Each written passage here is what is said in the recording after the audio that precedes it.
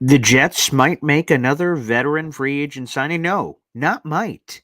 Guarantee that they're going to do it. We investigate who that player could be and the next free agency move for the Jets. We're only a weekish away from the NFL draft.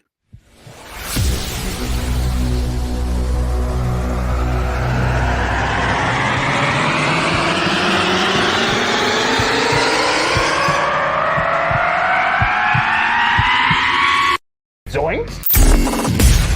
It is unequivocally the Super Bowl for New York Jet fans. Field Yates, baby. Field gosh darn Yates. Let's bring him on the show. Come on, people. Connor Rogers is joining the show. What's up, Connor?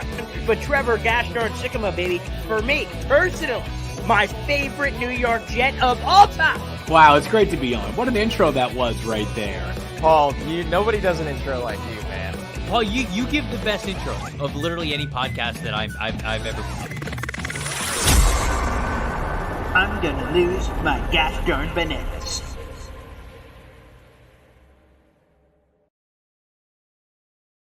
Hey, what's poppin', everybody? Paul Leston Jr., a.k.a. Boy Green. I'm the New York Jets digital reporter for Heavy.com. Welcome to Boy Green Daily, a daily New York Jets video show, also available wherever you get your podcasts. And that's fine as well. Streaming live on the Heavy on Jets Facebook page, youtube.com/BoyGreen25, and Twitter as well, @BoyGreen25 as well. 8 days for those counting at home, away from the NFL draft. We've had this speculation and mock drafts and this and that. We'll have a bunch of that coming up over the next 8 days, but it'll be fun for it to finally be here. I will tell you, I enjoyed the process, but, this is a great time to be. No matter where you're watching, whether it's live or after the fact, make sure you guys like the video, hit subscribe. The YouTube channel is blowing up, baby, and we're getting closer and closer to 6,500 subscribers, which has been spectacular. So I appreciate it. And there's Ryan Roberts, baby, who joined us on Tuesday. Best Jets podcast out there, Rise and Draft. And by the way, I don't know if this was live on air. I don't think it was. Ryan Roberts, based on popular demand, will be back on the show on Thursday, baby. So Thursday, 3 o'clock with Woody. We got more names to dive into. If you guys missed that episode, make sure you guys are checking out Boy Green Meets Woody. Of course, I'm live every single day for Boy Green Daily at 7:30 in the morning, but at 3 o'clock live on Tuesdays, Thursdays in the afternoon, giving you afternoon people a little love. We do Boy Green Meets Woody. We'll have Ryan Roberts talking all things NFL draft coming up on Thursday. By the way, guys, let's get right into it, okay? The headline, reacting to insiders' guarantee about an upcoming Jets free agent addition. Let's give a tip of the cap because Dakota, right? Let me scroll up here. Dakota said this somewhere. He been saying it. Dakota J. Ben saying it with his brand new logo. Very nice avatar, Dakota. Ben saying a veteran RB2 is coming soon. And our Lord and Savior here, Dakota J., hit the nail on the head, baby, because we do have a guarantee for a veteran running back, and that is from Rich Cimini, who joined our buddy Will Parkinson on TOJ Talks, saying the Jets will sign a veteran running back. You can count on that. I'm just not sure when it'll be. And that last point, I believe, is it's not going to be happening. It's not going to be happening before the draft, I don't imagine. I think we're going to play the draft out, and we'll see what happens after. This is going to be a summer expedition, you could say. For running back, the Bakhtiari thing, I think all of that's going to be figured out after the draft, is when I do believe all that's going to take place. And again, that's for multiple reasons. First off, you want to see how the draft plays out, number one. And number two, I mean, let's be honest, the further you get away from the draft and free agency and everything, the cheaper they're going to be, baby. Okay? So you could get a veteran running back on the dirt cheap. Talking about $1 million, $2 million. That's $7 million, $2 million. And that's what the Jets should do. We'll do their homework there. So who could the Jets sign? And I will say this, that obviously Breece Hall is the man. He is the guy. He is the tribal chief. He's the face that runs the place. He is the number one guy, unquestioned. And I think he reminded a lot of people, including myself, that last year. Absolutely. This guy is a beast. And the further he gets away from the injury, the better off he's going to be too. By the way, shout out to everybody who's watching live here on the show. I see several members of the Boy Green Superfan Club, whether that's Phil or Jared or John Sauer or anybody that's in there. Let me see if I got everybody in there. All of you guys that are joining, plus everybody else too. We appreciate you all the same. Thank you very much. And let's go into some of those names. By the way, Zach Rosenblatt said, quote, "It's mildly surprising," end quote, that the Jets haven't added a veteran running back to this point. And he mentioned that a lot of names are already off the board. By the way, at the time of this article that I wrote it a couple days ago, 24 running backs had signed free agent contracts this offseason. And I have Russell Brown, who's a great draft analyst from Cover One and a lot of, well, actually more so, excuse me, scratch that from the record. It is Fantasy Pros and Betting Pros is where Russell Brown's from. He joins me on my radio show every Friday. And I asked him, like, wow, we don't normally see kind of the dip of the toe in the free agency waters at running back this aggressively. And I asked him, is it because of the draft? He said, absolutely, it's because of the draft. Apparently, this upcoming draft is not littered with star power at the top at the RB position. I've had some people say that the first running back might not go off the board until the third round. So, you know, that's a lot of nothing. So NFL teams knew that was coming, so they decided, hey, the draft is a big unknown, so we're going to take some of these proven guys in free agency and give them deals, and that's what happened. Again, 24 running backs earned free agent contracts. Unbelievable. Let me actually see, because I do believe I could just read you some of those names. Oh, yes, here it is. Okay. Here's some of the names that got signed, and I'll give you their money too. Josh Jacobs, 4 years, $48 million. Saquon Barkley, 3 years, $37.75 million. DeAndre Swift, 3 years, $24 million. Tony Pollard, 3 years, $21 million. Devin Singletary, 3 years, $16.5 million. Derrick Henry, 2 years, $16 million. Antonio Gibson, 3 years, $11.25 million. Austin Eckler, 2 years, $8.3 million. DJ Dallas, 3 years, $8.25. Zach Moss, 2 years, $8. Aaron Jones, 1 year, $7. Gus Edwards, 2 years, $6.5. Cordarrelle Patterson, 2 years, $6. AJ Dillon 1, 2.7, and then it all goes down from there. It's a bunch of random names.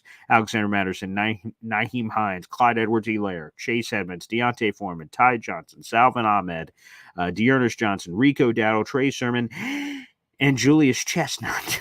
That's the final name on that list. Those are the 24 running backs that have signed free agent contracts this offseason. Again, the reason being is the draft, a little questionable when it comes to the running back power. So get someone that's proven. Russell Brown also said this on social media, quote, "I think the hardest thing I've had to do in this draft process is rank these running backs. I have 7 running backs ranked from 54th to 78th on my board." That was what Russell Brown said on social media. Now, the Jets have 4 running backs on their roster. Breece Hall, yeah, we know that guy. Israel Bandikanda, yeah, we know that guy. Then there's 2 kind of unknown guys, Jacquez Patrick and Xavier Valade, who are kind of young dart throws. But the Jets need more. And as Zach Rosenblatt also said, he expects Joe Douglas to explore drafting a running back, as we found out from Dom C a couple episodes ago. Joe Douglas has drafted a running back in every draft that he's been a part of for the New York Jets. Before I get into the names that people were saying, I will answer, I think Jared B says, who's available? Let's go through some of those names. Who's available? So Rich Cimini guarantees the signing's going to happen, but who the hell's still on the board? Here are some of the big names. Actually, I'll just give you the names. Ezekiel Elliott is out there on the market. Boston Scott. Damian Harris, who retired. He's still listed on here, but he did retire from the game of football, so he's kind of stricken from the record. Cam Akers. Dare Ogunbowale. J.K. Dobbins, Matt Breida, Kareem Hunt, Rashad Penny, Latavius Murray, Jerick McKinnon, Marlon Mack, Josh Kelly, Lynn Bowden, Eno Benjamin. Rounds out your list of the best available remaining running backs in no particular order is there as well. Those are the names for the New York Jets.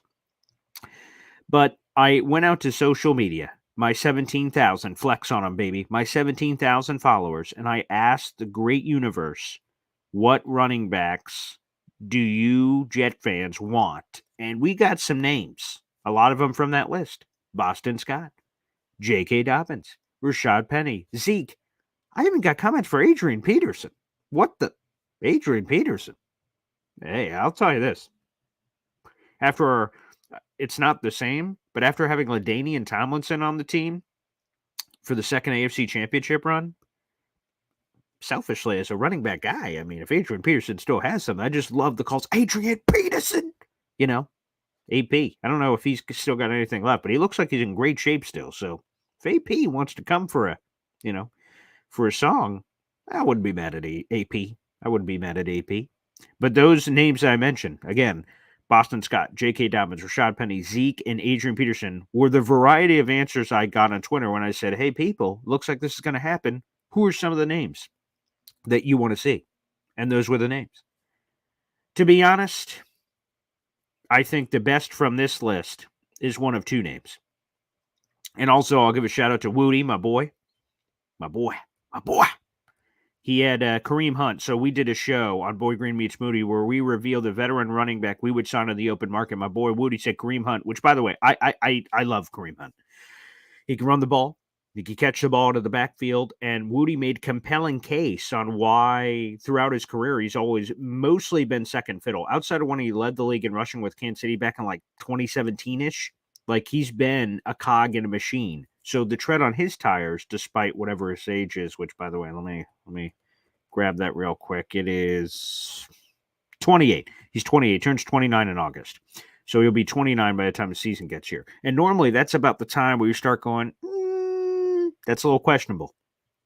That gets a little questionable on, age for running backs, typically. However, the reason why it's slightly different for Kareem Hunt is because he doesn't have the same tread on the tires that others do. He absolutely does not, which to me is really intriguing. So you could get him for dirt cheap, especially at this point in the offseason. There's no question about it. And then you get a guy who I think has some more chutzpah to give. Let me just put it in that realm. Yeah, like I have his carries from his career here on the sheet in front of me. In 2017, he led the league in rushing, had 272 carries. He's never had 200 carries since. Here are his years from 2018 through 2023. 181, 43, 198, 78, 123, 135. So he just doesn't have a ton of tread on the tires, which to me would be highly intriguing if that's somewhere where I wanted to go. So Kareem Hunt makes sense. I went with the less sexy name, and that is Latavius Murray, the Tay Train. And he's just a guy who's been around forever, effective, solid, not spectacular, but solid. He's just a solid guy. Good leader. Gives you some pass protection, runs the football, bigger body.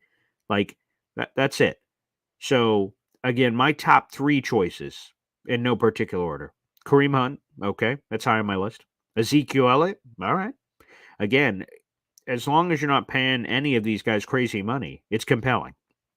Zeke showed chutzpah for the New England Patriots last year. Kareem Hunt's just really, really talented. And then Tay Train is just a very cheap option, but a guy that he carries, because that's what you need. You just need, quite frankly, a body. You just need a body. And I'd rather, again, if I had my druthers, take a veteran running back. Like if they want to draft one too, I guess, you have Breece, you have Izzy. I don't know how many running backs we're keeping. Breece on the team. Izzy's on the team. Jaquez and Valladay. Who knows if they're going to make the roster. So you have two locks, and then you have some opening. So we'll see. Sean brings up Bam Knight. He re-signed with the Detroit Lions. So Zonovan Bam Knight is with Detroit.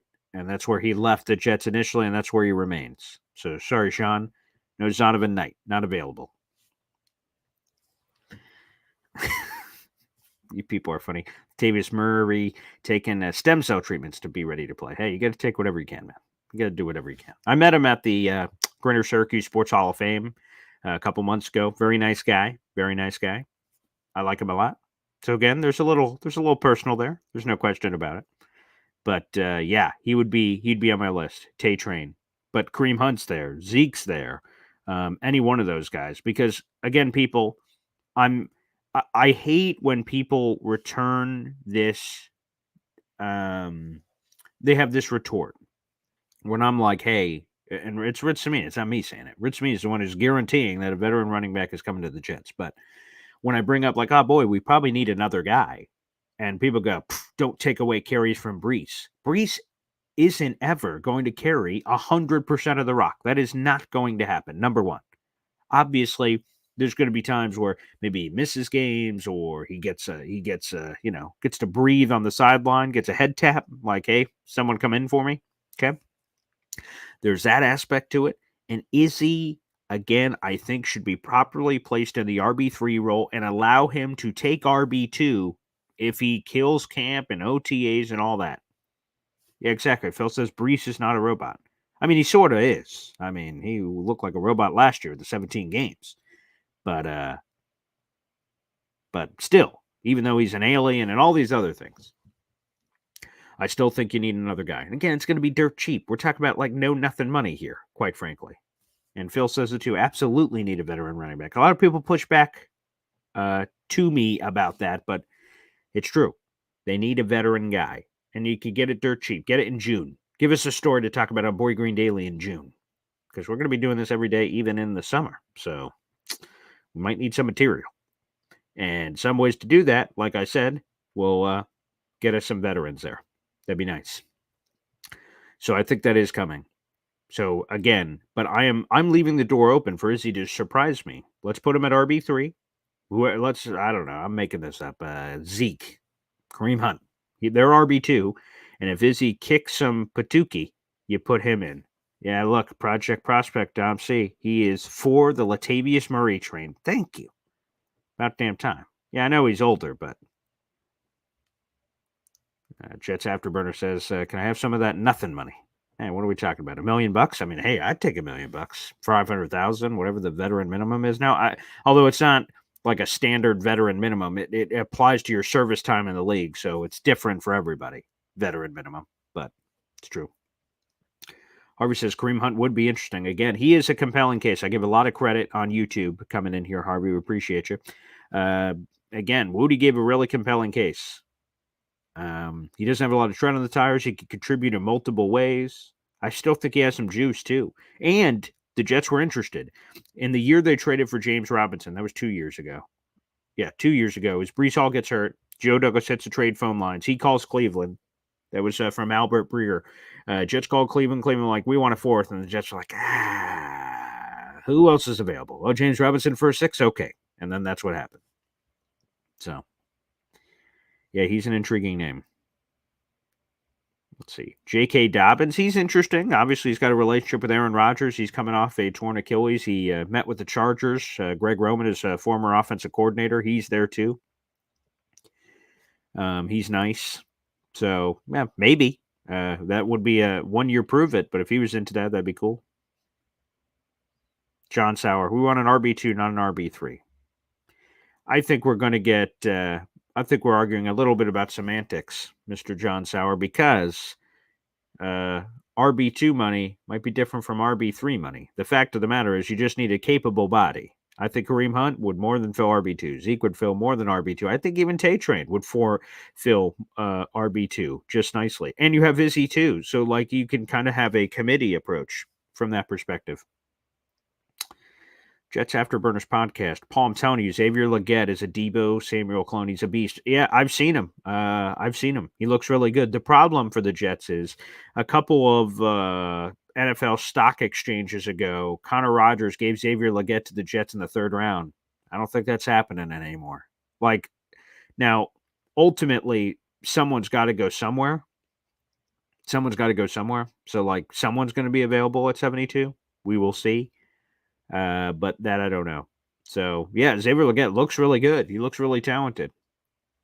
Now, I'm curious because let me pull up the numbers for Xavier Legette. Let me pull up those numbers real quick. Okay. Got the college numbers up out of South Carolina. Let's see. Yeah, that's what I thought. Yeah, 1 year of production. That's kind of interesting. 71 catches, 1,200 yards, 7 touchdowns this year. That's awesome. The 17.7 per catch, his ability to run away from people. He shows a lot of juice. But here are his other 4 years in college. 11 games, 9 catches, 80 yards. 6 games, 7 catches, 113 yards. As a junior, 11 games, 8 catches, 60 yards. As a senior, 13 games, 18 catches, 167. And then as a super senior, he blows up. The 1 year production sometimes can scare people. So, yeah, a couple months ago, weeks ago, whatever it was, Leggett was getting mocked to the Jets in the third round. I just don't think that's happening. I do not. I think he's going higher. I think someone's going to take a chance on him. Okay, back to Jets After Murders podcast. Paul, how do you feel about drafting a quarterback in your third or one of our fourths? It depends on the rest of the draft, but I'm open to it. I am certainly open to it. I have a piece coming out because Dane Brugler just dropped the 7-round mock draft. Might put that in the notes. We may have that on the show tomorrow for reacting to that. I'm not sure. But he had Devin Leary going, the 185th overall pick in the 6th round. And Devin Leary's an interesting cat. There's been Sam Hartman stuff, but we're talking third, fourth. We're talking Spencer Rattlers. We're talking Pratt. We're talking who else could slip maybe? Double check my quarterback rankings and see. Let me see who else has the potential to slip to that range because the Jets have picked 72, 111, and 134 in there. So let me double check. Okay, so let's see who could slip. Yeah, Spencer Rattler, Michael Pratt, Jordan Travis. Obviously, that was another one I didn't mention. Again, you got Hartman's, Austin Reed's, the Western Kentucky kid. Yeah, I'm open to it. It kind of depends on trading up, trading down, this, that, or the other, up, down, left, right. But I'm open to it, sure, certainly. My dad did a mock draft on Saturday, and that was a criticism people had of his mock that he didn't hit the quarterback in the 4th. Obi-Wan Kenobi. I saw that live in my car after the Hassan Reddick trade on the Jake Asman show, and I almost lost it. I almost lost it in a Chick-fil-A drive-thru. Wild. Kenobi. That'll go down in history. That is history right there. Let me see. NY Jets FL need to run stuff from the 3rd round. That wouldn't be bad if the right guy's there. I think Devondre Sweat is going to slip because of his off-the-field issues, so we'll keep an eye on him. Got to keep an eye on him. That's a potential. But the Jets have to be okay with the character. You have like a DUI or DWI or something semi-recently? Yeah, that could be an issue. My father jumps in. Speak of the devil. Got to get QB no earlier than the 4th. Quality will be available at 6. Need developmental guy. Don't want to threaten Aaron. That's why you like Zach so much. No threat. I don't buy that. I don't buy the no threat thing. Aaron Rodgers is clearly the guy as long as he's here. So I don't think that's a threat. Even if they took a 1st-round quarterback, which I don't think they're going to do, but I don't think he sees it as a threat. And take this for whatever you will. This is now Albert Breer and Ian Rappaport both said this, that Aaron would handle it differently if the Jets did take a 1st-round quarterback. That's what they say. I don't know. They know him better than I do. I've never met Aaron Rodgers. But they say he would handle it a lot differently if it happened this time as opposed to last time when he handled it. So, very interesting. But yeah, I think a developmental quarterback is happening now. Where? Now that's where we get interesting. John Sauer, Izzy is really just an unknown at this point. And quite frankly, that's okay. But that is what he is. He had, I believe, I have the numbers memorized. He had 22 carries for 70 yards. Now, people will say, well, he needs more ops. Sure, of course he does. But am I going to guarantee that for RB2? I don't think so, man. I don't think so. That's why I said, I'm leaving the door open. The door's ajar. RB3, get a new guy in RB2, and then you want to leapfrog? Frogger your ass through the traffic? Okay, let's go. That's open. That's open. All right, Keaton Slovis. That was another one, Mitch. Thank you from BYU. That's another name I couldn't remember off the top of my head. Keaton Slovis. That's another one. There's the South Alabama kid, Carter Bradley, maybe? That's another one. Yeah, there's a few. We'll see which of those guys gets drafted. Johnny on YouTube. Let's be honest, guys. Brock Bowers was in the facility on Monday to pick out his jersey number and take his pictures with the team. Yeah, Adam Schefter said on what was it? I can't remember the show. NFL Live, maybe? I can't remember what it was. But he was saying that it was not a coincidence that Brock Bowers, his visit day, top 30 visit day to the Jets, and voluntary workout starting and Aaron Rodgers arriving was not a coincidence. So All I'm saying is, guys, we need to embrace Brock Bowers because, boy, it sounds like it's going to happen. Anything can happen. But Peter Schrager's mock draft, which has been deadly accurate, he predicted Sauce and Garrett being Jets that year, and he has Brock Bowers. That's, as he says, this isn't what he would do. It's what he's hearing from his sources. So, boy, there's a lot of palpable Brock Bowers buzz. Dane Brugler's mock draft that dropped today, Brock Bowers number 10. Man, there's a lot of palpable buzz. Now, the draft is awesome because it's unpredictable, but boy, there is some heat on Brock Bowers and the Jets. And if it happens, I'd be excited because that's another weapon for Aaron Rodgers.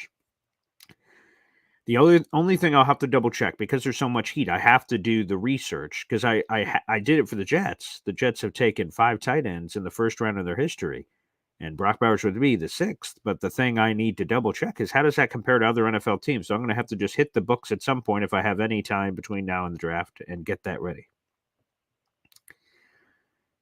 Okay.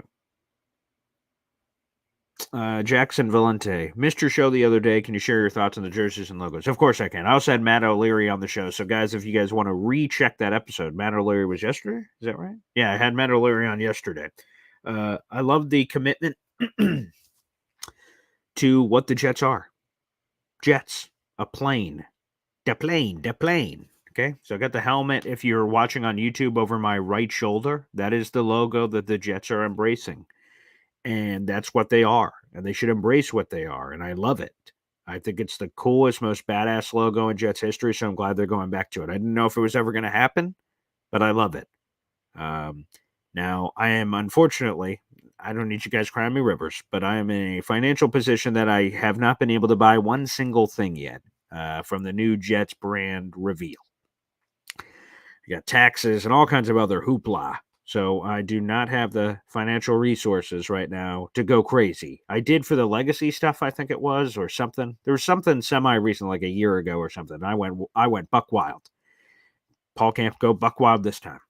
But yeah, the gear looks awesome. I took a peek in the Jet shop, which is dangerous. I took a peek looking around like, oh, interesting. Yeah, there's some nice stuff. Some very nice stuff.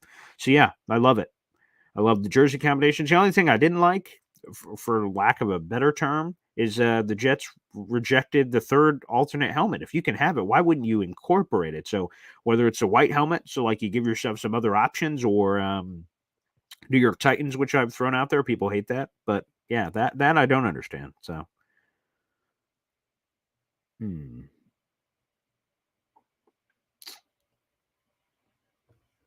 I see Gullible Travel says Harrison Glazer's been promoting the offseason of Izzy and Hard twice in the past week alone. I've seen a lot of that. I like Izzy, but I don't know if I like Izzy. Does that make sense?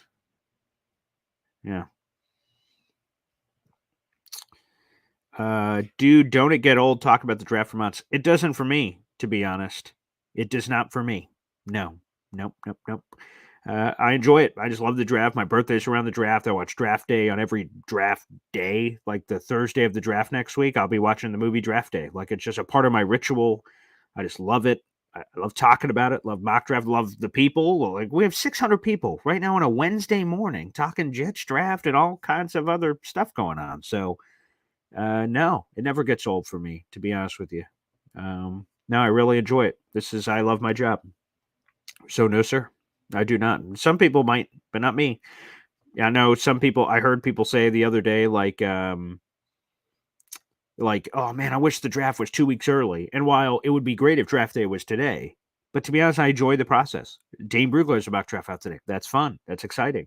Peter Schrager is going to have another mock draft out next week. Field Yates is mock draft on the Thursday of draft day. I don't know. I just love eating it all up, baby. Nom nom nom. Anywho. Let's see. Let's go to JD here. If Jets trade back, are they locked in at getting an O-lineman, or are there other good positions after 10? That's a good question. Offensive line will probably be the obvious because of the names. But if you could, my father tried to do this in his mock draft on Saturday. If you can trade back and still get Brock, that's kind of an intriguing option potentially. Let me see. Who else could get wide receiver potential, like a Brian Thomas Jr.? That could be, if you want to go in that direction. So secondary wide receiver, if you can't get any of the big three, and then you don't want to reach at 10 if it even is a reach, I guess, for Brian Thomas Jr. and then going back a few spots, that one. I'm trying to think in my brain. What else could you do? Anything else would quarterback, I guess. If you were a Penix guy and you said, "Hey, we could trade back and get a second and then still get him," I get that would be that. Well, that makes some waves on draft day probably, but that one could make sense. Thank you, JD, member of the Boy Green Superfan Club. Appreciate you. Call in today, my good sir. Fine, you bastards. I'll put in a call in line here momentarily. I'll put in a call line. Big Daddy says, I loved Ryan Roberts' take on Bowers yesterday, but I still think this is a special T group, which we will regret passing on. We'll see. I would just say the thing that I love about Ryan Roberts is, boy, he has takes and he watches the tape. So even if you don't agree with his takes, you have to respect the foundation it's laid on. He doesn't just have it's not some guy with random opinions in the Twitter streets. Like, he's a guy that puts in the film work. So that, to me, I take another step back when he says things. And even if I disagree with him, like, wait a second, maybe I should rethink this.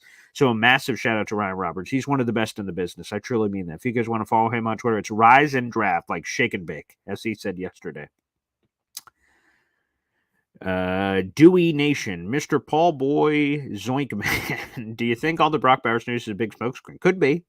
Was the Funaga? I got to get better at that name if the Jets draft him.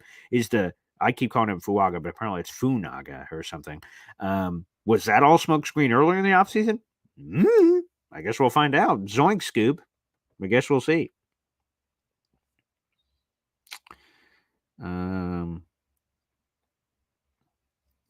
The Freedom House, 1984. I don't want Bowers, but I'm not going to cry if we get him. That's a good way to put it.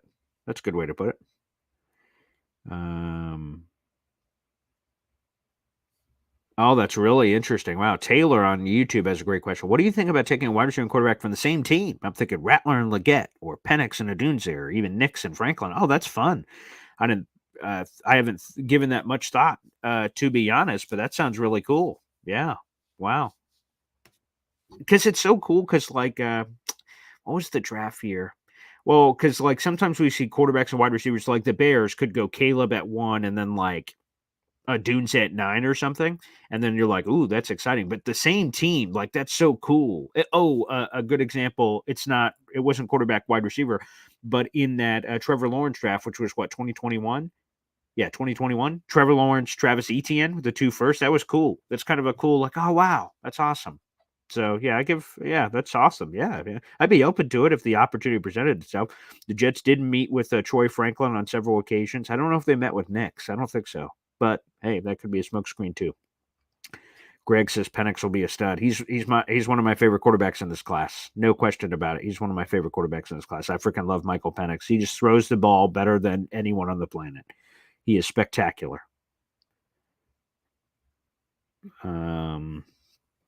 Keep it simple, RC. Riddle me this. Jets are in win now mode. In the last 30 years, what tight end has had an impact in year 1? Sam Laporta last year? What was his numbers? Yeah, he would be choice number 1.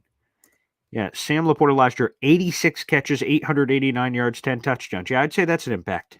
And here's the other thing that makes me feel better. It's not as if the Zach Wilson offense is drafting a tight end and you're like, ew, how many targets is that guy getting? Aaron Rodgers, I'm like, yeah, okay. I think he will maximize that juice.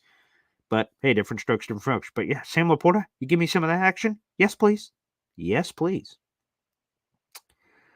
All right, let me catch up on some questions here. That's a good idea, Nick. We need to get you more super fans to fund the merch. So yeah, Boy Green Superfan Club. That is the feel free, the money sign on YouTube. If you're watching, you could join the Boy Green Superfan Club. And also feel free to like the video, hit subscribe. That's a more long-term play, but I like that. That's nice. It builds a nice foundation. If you're watching on YouTube, that's a free way to contribute. And the super chats are also available. Mitch. Yeah, I went to the clearance section. There is some cool stuff. If I was thinking, I think Jake Asman might have said this, knowing that was probably the logo change, we should have jumped on that merch early. Now it's all high priced. Should have jumped on that merch early. Jake is smarter than me. He jumped on it months ago. Avatar says, I'm not a fan of the black jerseys. Love the green ones. Yeah, the green ones are spectacular. I will say the thing that I love about the black, I have to like kind of compare the stealth black and the legacy black, apparently is what they're calling it. I love the green around the collar. It pops. I kind of like those contrasting pops. Like the simplicity of legacy white, where it's just white green, or the inverse, where it's it's green white. It pops. But the black pops too with the green. I think that looks really nice. But hey, different strokes, different strokes. Harvey says, would love to see the white helmet. I think that's the smoothest operating. As much as I'm a New York Titans fan, I think the white helmet just gives you cool combinations in prime time. Like you could go white helmet, green face mask, could go white, white. There's a lot of combinations there that I like. So it's kind of weird that, excuse me, they didn't decide to do that because they had the option. Why not do it? You know? Happy birthday. Yeah, my birthday is the 26th. So we are 9 days away from my birthday. It's day 2 of the NFL draft, but thank you very much. Dustin Keller. I love Dustin Keller. Yeah, his career ended too early.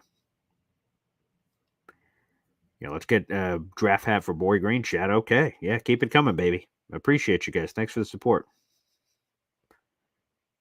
Thank you, Harvey. Thank you for the kind words, man. All right, let me throw this up. I'm going to keep getting through comments, but it sounds like people want to call in. So, okay, I'll put in the call-in link here on the show. Let me do that. Boo, boo, boo, boo, boo. Zee, boo, doo, ba, ba, da, da, da, da. Okay, let's do this. Let's get this up. So, yeah, make sure you guys are, again, liking the video. Subscribe. That's the easy way to contribute. I know everyone doesn't have the funds to be able to super chat all the time or join the Boy Green Super Fan Club. Link to join. I understand that. So if you can't, hey man, just make sure you do the free way to contribute. Okay, that is the pinned message right now on YouTube. If you guys are watching on one of the other features, you have to go to YouTube to do it. That's just how it works. So if you're on Facebook right now or Twitter consuming the show, you have to jump to one of the other portals to be able to call into the show. So feel free to take advantage of that. Okay, let me answer a few more questions here. Oh, wait a second here. It looks like we got a new member of the Boy Green Superfan Club. Let me scroll down here. Dewey Nation. Welcome to the freaking party, baby. There you go. Booyah. We are over 20 members to the Boy Green Superfan Club. So, Dewey, thanks for jumping on, pal. Again, that is the little money sign on YouTube if you're watching. You could join the Boy Green Superfan Club, a small fee every month. And you help support the show, keep the lights on. Dewey Nation, welcome. Love the cat. Very nice. Happy birthday, Boy Green. Let me answer this real quick, and then I'll get to some of the calls coming in. Avatar, how old will I be? I will be 31. I will be 31. I was born in 1993. That is true.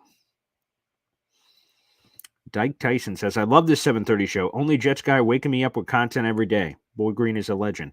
I love it. I'm glad that you guys love it. I'm a morning guy for my sports talk radio show anyway, but it's been really cool to do a thing here.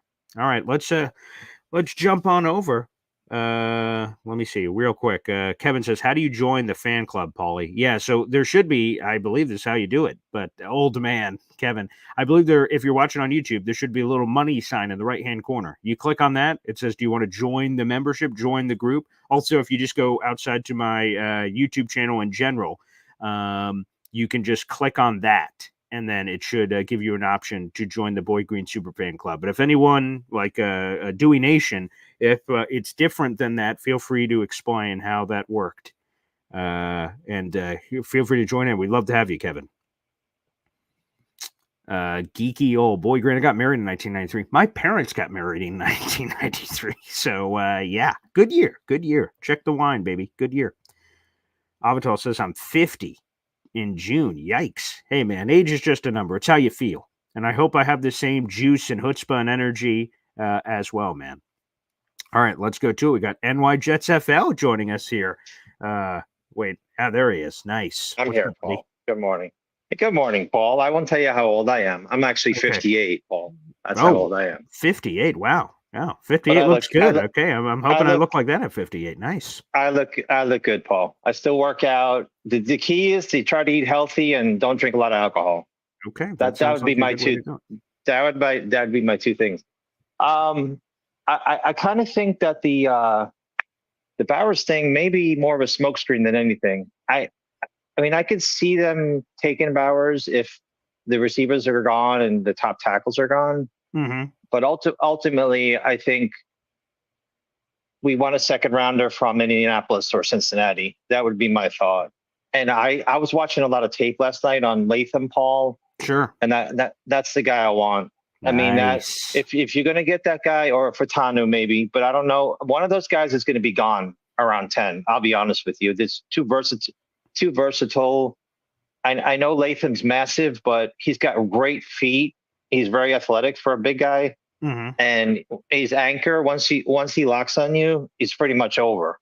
He's got the flex, the flexing part and the anchor. He's just, and we don't have to talk about the Evan Neal stuff where worry about Alabama players. Just nonsense. Yeah. I think Latham's my guy, and maybe there's so many smoke screens, like you said, is all kinds of setups. People thinking who's taking who and things like that. But I did think about when you said a quarterback playing with another receiver, I was thinking about Chase, but I think and Burrow, but that wasn't the same year. No, that wasn't the same year. But that is interesting, though. Like I said, I didn't think about it. That's a fun connections to make if you can kind of line them up that way. Yeah. Yeah. Well, if we were in a different mode, maybe we could take Odunze and get Penix in the back half of the first round. That would be crazy. That would be awesome. I love Penix, and Odunze is a lot of fun. Oh yeah, that would be so cool. In a different world, perhaps. That would be awesome. You're right about Penix, because I watched a lot of Washington football, and come on, man! Look at those rainbow throws. He drops it in the bucket. Oh. And he's not a wimpy arm like Tua. Like, he's got a good arm. Oh, he's got. You know what I mean? He doesn't. Yeah, he's a very good thrower of the ball. Puts a lot of touch on it. He's let's say athletic. What's the right word I'm trying to say? Not subtly athletic, but he's very athletic. Deceptively. Despite that's the right word. Deceptively athletic. And I think you got the injury concerns with Penix, but he seems to have overcome that already. I'd rather have injury concerns than a little bit than and having played at a top level than taking a flyer on a third or a fourth rounder. I don't know, Paul. And he's been clean more recently. Like, I get it. I understand the injuries are cripplingly scary. There's no way. He blew out his knee twice. He had some of the shoulder stuff. Like, there's a lot of stuff on the meta. And again, the team has to clear it. There's no question about it. But the recent cleanness, the 15 games to the national championship, that says something to me of like, oh, okay. Like, look at this pocket. It's not like he was clean early and ravaged recently. That would be like, oh boy, most recently, it's not great. His best stuff has been most recently. That to me is compelling. Yeah, definitely. And then, I know he didn't play well against Michigan, but that defense was stacked. Yeah, that defense was stacked. Mm-hmm. Yeah. So I wouldn't look at that too much. But Penix, I don't know. Maybe we'll be cojones, I'll say. That word. Maybe Joe Douglas will have the cojones to circle back in the late first or something if he really loves Penix. But that would this fan base would go live. I think it would go more living than Brock Bowers if we took Bowers. If we came back and if we took Penix and then instead of come back and take him instead of Bowers, we would be like, I think a lot of fans would go ballistic. But happy birthday, Avital, and you too, Paul. You keep doing your things. Thank you, pal. Yeah, it's about all I got. You have a good one. All right, thanks, pal. NY Jets FL joining us here in the program. The phone lines are stacked, so we're just gonna keep hitting this puppy. Again, we have 700 friggin' people in the room on a Wednesday morning show, which again, it never gets lost on me. This position, this job, it's my dream job being able to do this. So I just want to thank you guys for all making that possible. That's very soapboxy, very mushy. I understand. I digress. Okay, let's bring on the next person here. Okay, we got a Johnny calling in. What's up? Oh, he's got the merch. Look at that hat. Very nice. What's up, Johnny? Nah, this is old merch, man. It's new now. It's new merch, my friend. Yeah, I still see the stickers on that thing. That looks brand new, brother. Oh yeah, dude. I'm a hat guy, man. So Yeah. I have like over 200 hats, bro. Just like it's a problem. And I went nuts on Monday, dude. I bought Oh, you 7. did? Yeah, I bought 7 of them, bro. Like I had I'm so jealous. I'm dude, so like jealous. I went. Well, I was gonna say, man,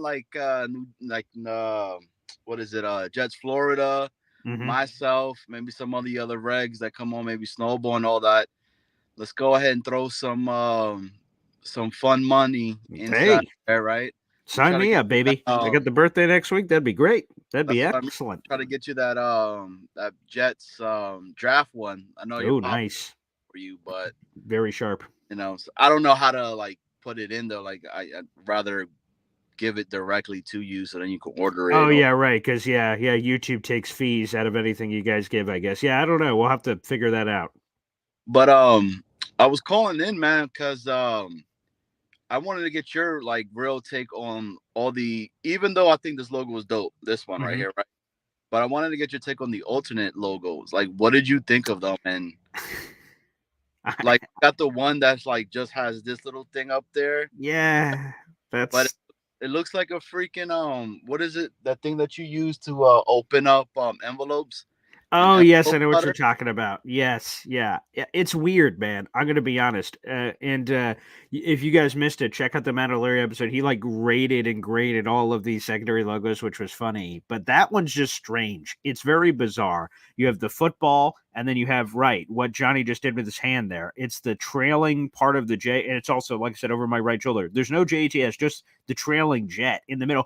But it's hard to tell that it's the jet, so just very bizarre. So again, unless it was on like a nice polo and it's a very small logo, like right around the heart, that would be very weird to me. So that one I don't like. I'm still again.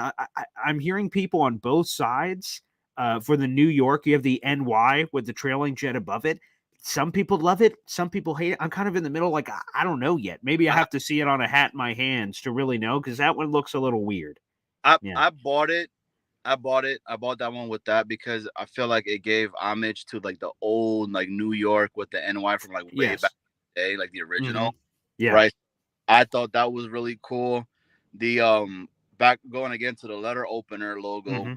Hmm. Um I think that's the one that we wear where like if our season was to derail, Hmm. you know how like the paper bag whole scenario. That's the paper bag hat to wear right there. Like only Jet fans know that you're a Jet fan, but other people are like, oh, what is that?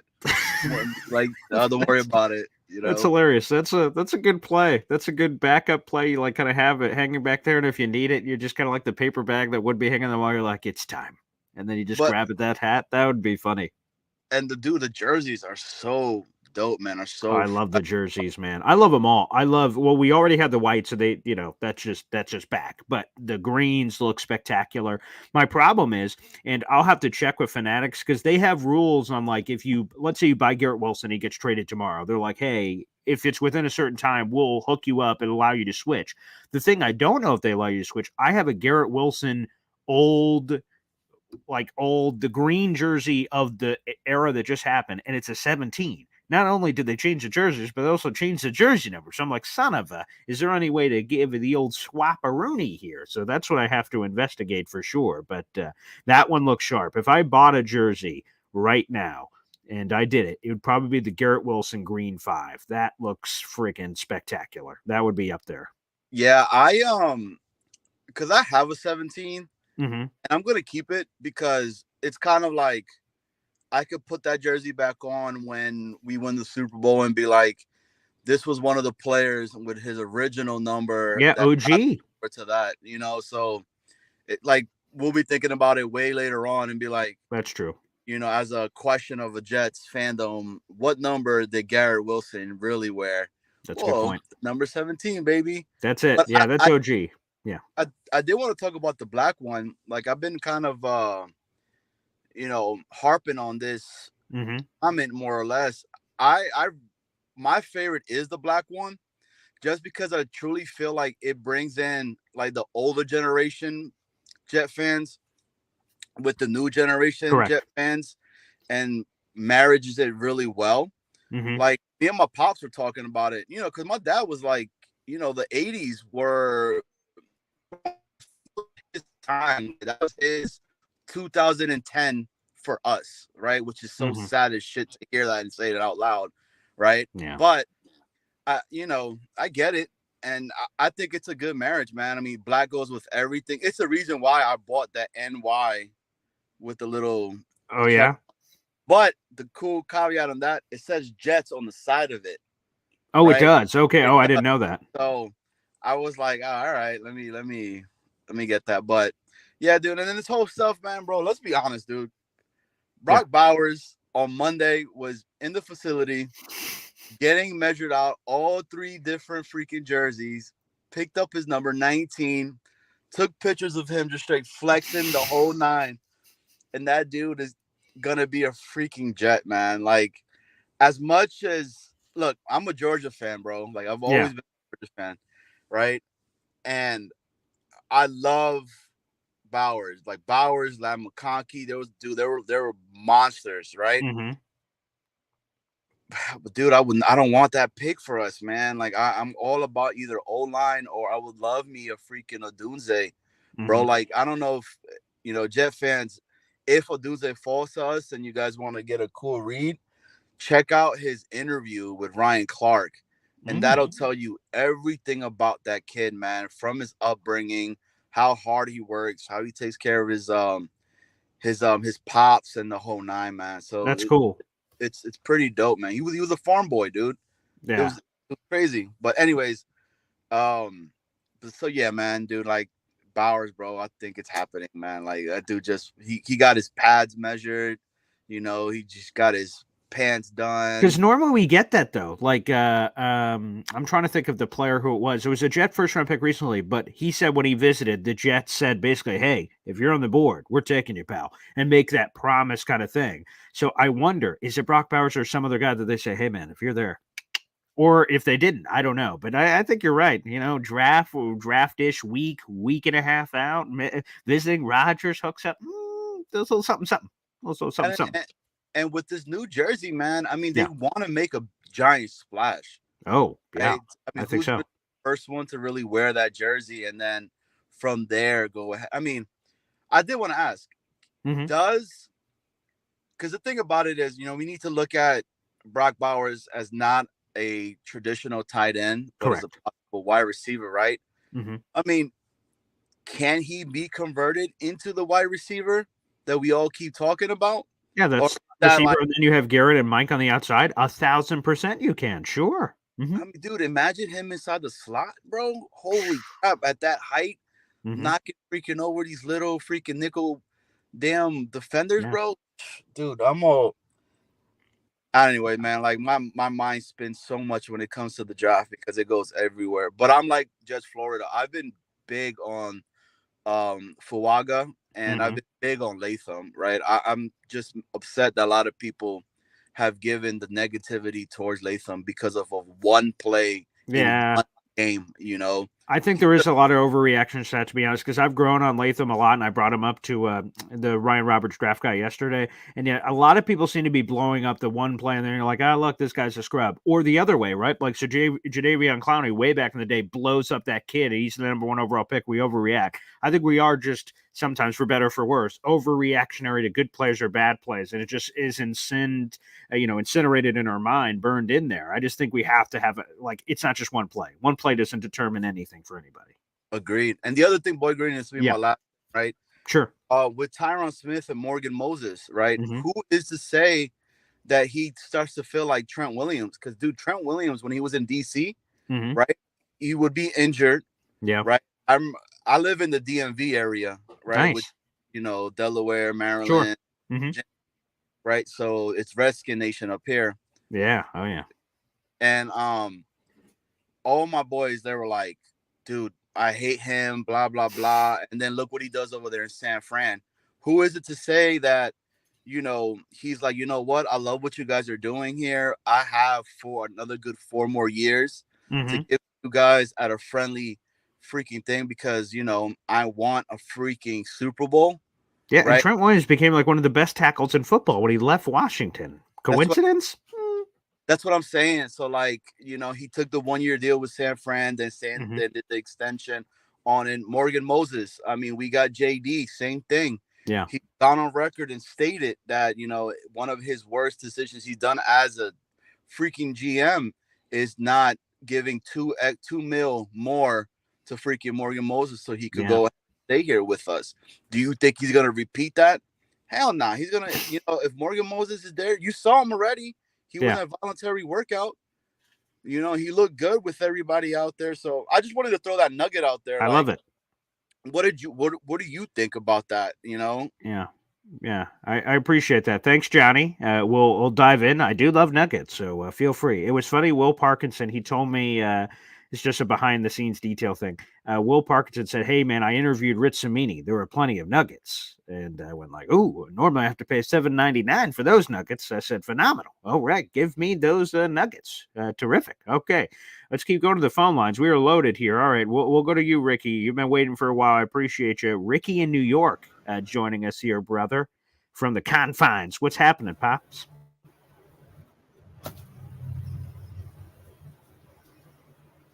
Ricky, can you hear us? Oh, can you hear me? Yes. Yeah, I got you now. Okay, Ricky, go ahead. All right, there we go. You know what? I don't want to really get into like another big Bowers debate. But I mean, and I went back and watched his highlights several times, and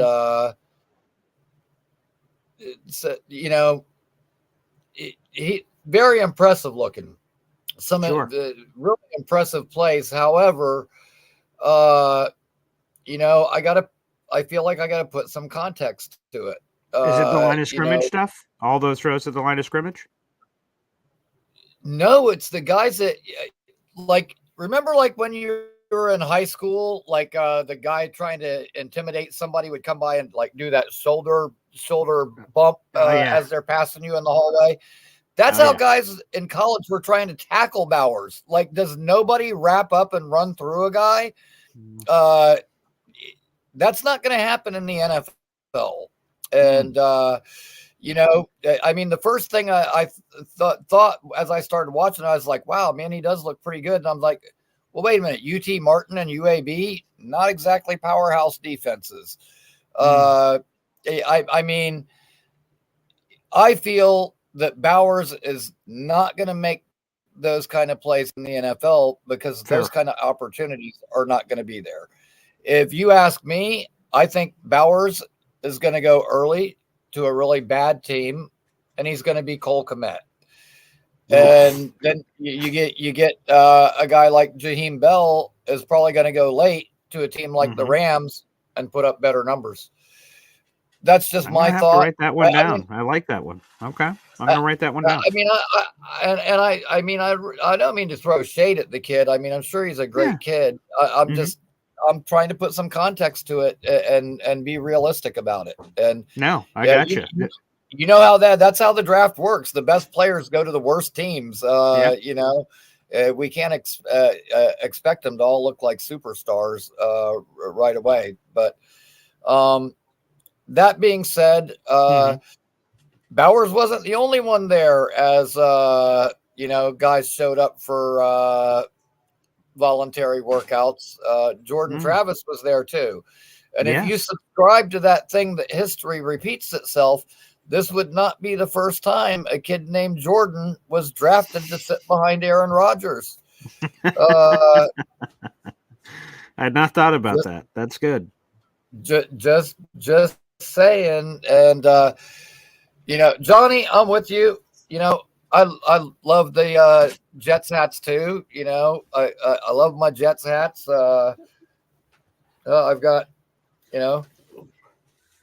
oh, look at that! You get the whole collection. A few right here. I think. I think I'm only at. Wow. I think I'm only at what am I at? Like 58 now. I think with the hats. I'm well over 100 with the jerseys.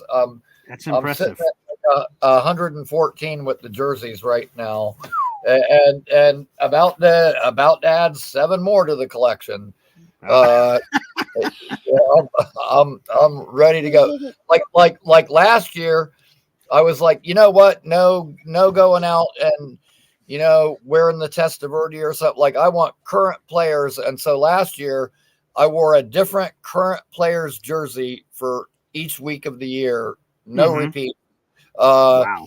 And because I'm a Florida State fan, even on the bye week, on a week that we didn't play, Yeah, I wore my Nazrul Dean jersey because he wasn't playing either. So it seemed fitting. Yeah, that's awesome. But yeah, man, I mean, I've got some crazy jerseys too. Like I mean, there's some that I bought on whims and stuff. Like I got a David Clowney jersey, which me and Will Parkinson were talking about. But I met him. Like, yeah. So you have the cool story. I think Will did a very good job for those who missed it. I think that was on the Jake Asman show. That if you're going to get jerseys, go ahead, little girl. If you're going to get jerseys, either go for the obvious, a Sauce Gardner or something, or whatever, or a story, right? Like one guy, I almost got his jersey. It was Lawrence Cager. He reached out to me on Twitter, and we talked privately and did this whole thing. And that would have been like me and him would have known what the jersey is about. So that could have been cool a couple years ago. So yeah, 100%. That's cool, man.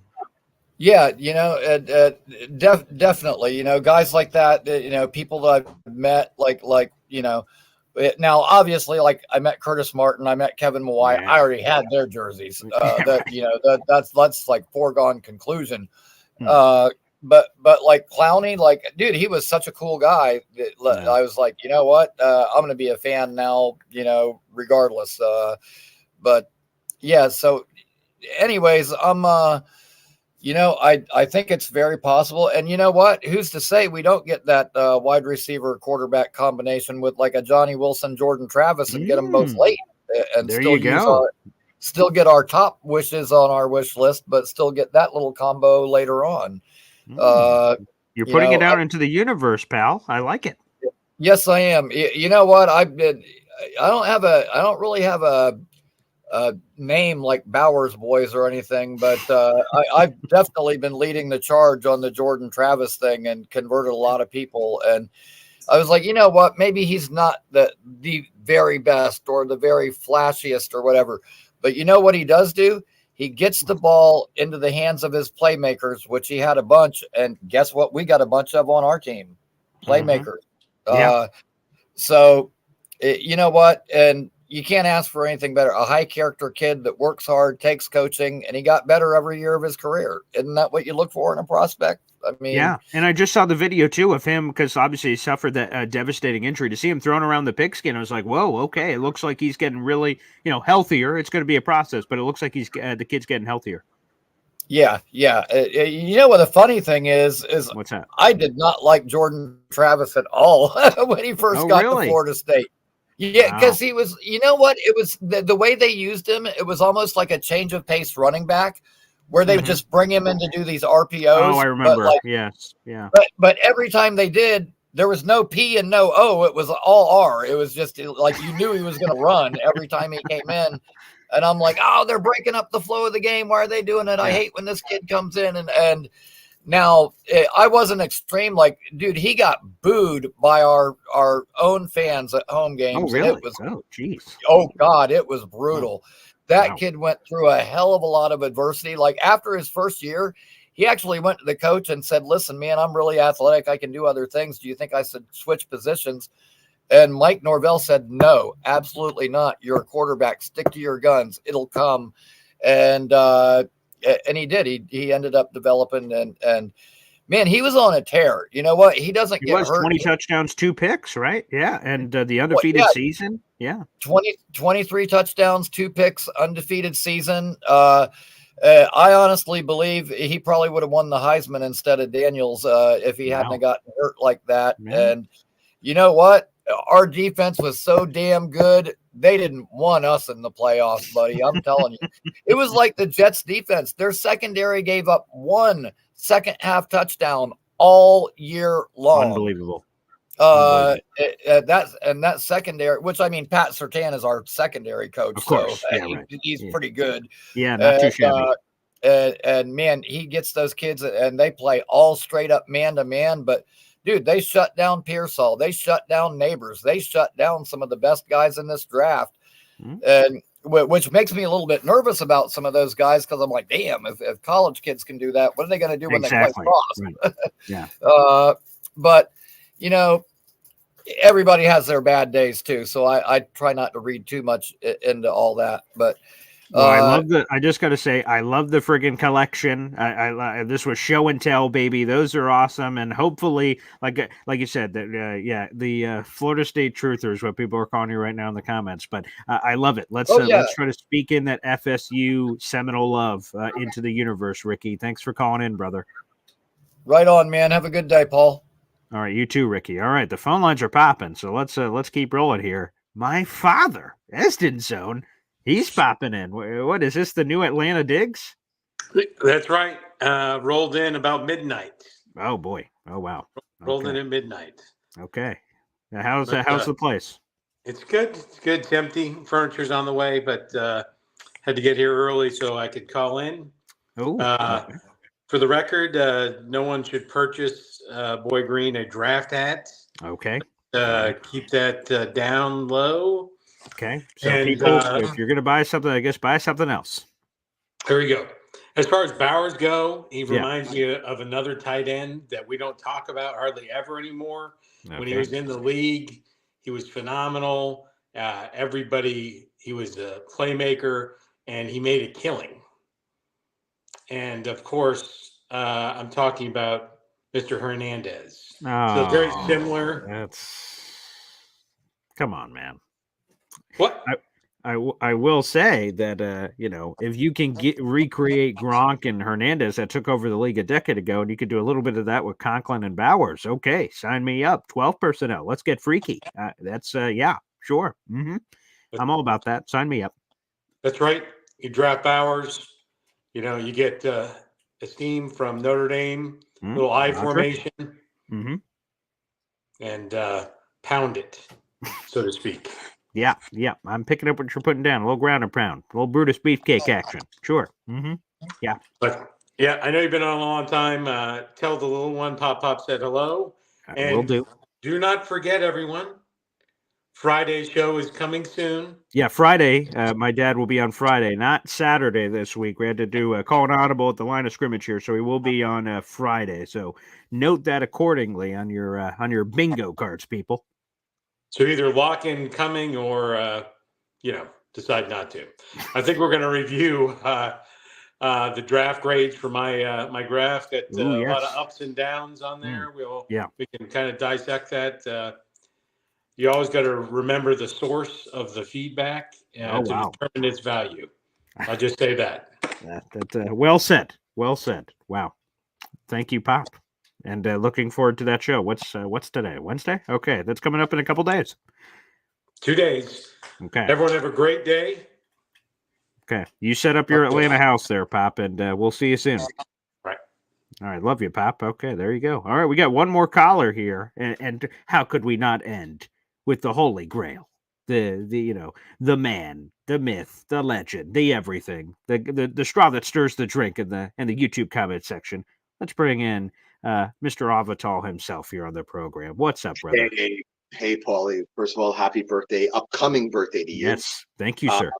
It's a pleasure to follow your dad because I'm going to be moving 5 to 10 minutes away from the Dallas Cowboy facility in Frisco. Wow. So I get to experience obnoxious Cowboy fans. So that's going to be a lot of fun. Yeah, you're going to get that very often, I imagine. When I was down there in Dallas, you run into a lot of Cowboys fans. I can't. I will just say, one of the shirts I wore in Dallas, I can't believe this happened. I wore that went viral like a couple years ago, the Zach Wilson is good shirt. So like when we were walking around Dallas and we visited Cowboys Stadium, I wore the shirt and Cowboys fans stopped me, laughed, said, "Can I take a picture with you?" and several Cowboys fans stopped us. They could get a picture of me. That shirt's amazing. Thanks, man. Jets suck. And then they walked away. I was like, wow. Okay, so that was. I was at a restaurant a couple of months ago and actually had an Aaron Rodgers Jets jersey, and people like looked at me like, I'm like, yeah. My comment is on Brock Bowers. Yes, he's the flavor of the month, or for a lot of people, he's the guy that people just want to avoid. As you know, I'm an Iowa fan, so I'm very astute in tight ends. Right, Noah Fant and Hawkinson, right? Hawkinson, Fant, Kittle, Laporta. 2025 will be Luke Lachey. That'll be a name you'll hear about next year. Wow, tight end U. Oh, it's tight end U. But my pro comp comparison of Bowers is a guy who starred with Peyton Manning years ago. Dallas Clark. Wow, that would be. People don't give Dallas Clark his flowers, Avatar. They do not at all. And boy, he the no glove Dallas Clark. Oh yeah, man. Dallas Clark was a matchup nightmare for the years he played in Indy. So as much as people hate on Bowers, and trust me, I don't want to take him at 10. I would love to take him on a trade back. But if you compare him to a Dallas Clark who was amazing in Indy, he'd be so good in our offense. So I don't understand the hate. I just don't get it. I know the Jets have failed in the past in drafting tight ends. I mean, Kyle Brady and Anthony Beck were first-round picks, but this is a different animal. This is a guy who can get open. And you're pretty good on size. I just wanted to, because I can't remember in my head the size of Clark. He's 6'3", 250. Bowers is what? Same sort of thing, but he's like maybe a little lighter in the pants. He's probably in the 240s, I think. But the one thing you noticed about Dallas Clark when you watch him in Indy, his hands were impeccable. And that's the one thing, if you watch Georgia throughout the years, Bowers' hands are phenomenal. Phenomenal. Yeah. He might not be the greatest blocker in the world. He's not a stiff, but his hands are amazing. That's what Taylor Kyle said earlier this week, which I really loved, because like he called it straight. He said, like Brock Bowers isn't the best blocker in the world, but to your point, he's not a schlub. Like he's a good blocker, and he's good enough. I think, as Taylor Kyle's the Patriots guy was saying earlier this week, he's good enough to be like you're putting him in line, and that's not like a total disaster. Like he's enough to service there, but also contribute in all those other creative ways. So. Very true. And I know a lot of people, my final thought, I know a lot of people are like, oh, we have Tyler Conklin. Conklin's a nice tight end. Nice. I think you're right. Nice. Another level. It's 2 levels above. Conklin, to me, is like a 12th to 15th tight end in the league, maybe in that range. Bowers. Let me ask you this, Avatar, so we can have this conversation. What's Ruckert? Because I think that's the point where we're getting lost. So, okay, Conklin, fine. Nice. I agree. That's the right way to describe him. Borderline top 10 at the back end, like 10, 11, 12. Maybe somewhere there. I'd never rank tight ends in the league for the current standing. So 10 tight ends were better than Tyler Conklin. Yeah, so I would have to look around to see, but even still, let's put him in that range. I have less of the, like, okay, you want to upgrade over that? Makes sense. The Ruckert people is the one where I'm getting lost. What have we seen from Ruckert where all of a sudden people are like, whoa, can't take Brock. We got Ruckert. What the hell has he done? With all due respect. At best, he's a tight end too. At best. To me, he's more of a fullback type of guy. And put him there. See you, Nick Bodden. Put Jeremy Ruckert there. Then, okay, get Bowers and let's roll. Let's stop playing around then. I like Ruckert, but people are putting him on the pedestal like he's a great player. He's not. He's a good player. Yeah. Tyler Conklin is a good tight end. Brock Bowers is top 5 potential tight end. That's something the Jets have not had. Definitely not. I wouldn't take him at 5 because, in my opinion, I think it's important to fortify the offensive line and maybe a trade back to go get a Fatanu, or maybe further down to get another versatile offensive lineman in Graham Barton out of Duke. He's a guy I love. He's a guy that could play all 3 interior positions. So again, for the people who hate on Brock Bowers, go watch some film. Please. Watch him the first couple of years. Watch the Michigan playoff game a couple of years ago. He was unguardable. He was unbelievable. Okay? So please, I know people are snake bitten with the way the Jets have utilized tight ends in the last couple of decades. Yeah. Watch this guy play. He's a fantastic talent. So thank you for pounding the table, brother, and happy birthday to you too. Amazing, awesome, man, and enjoy your move there. I am. So yeah. I will give you good luck because you're going to need it against all those Cowboys people. All my in-laws are Eagle fans, so they're like awful. But I appreciate it. Thanks a lot, Paul, man. Yeah, thank you so much. Guys, thanks for joining us on the show. Nearly 1,000 people in the room. Everyone calling, liking the videos, hitting subscribe. It's amazing, and thank you for all the kind words. Again, that's a free way all of you guys can contribute. This is the longest Boy Green Daily ever at 1 hour and 15 minutes on a morning. Thank you to Dewey Nation for joining. It really means a lot. Thanks for joining the Boy Green Super Fan Club. Again, if you guys watching, you should feel, if you go to my YouTube channel, there should be a join option to join the membership group for a small fee every month. So if you guys would like to do that, either way, the free way to contribute is by liking the video and hitting subscribe. We will see you guys, what's today? Wednesday. We'll see you guys tomorrow morning for Boy Green Daily. All right, everybody.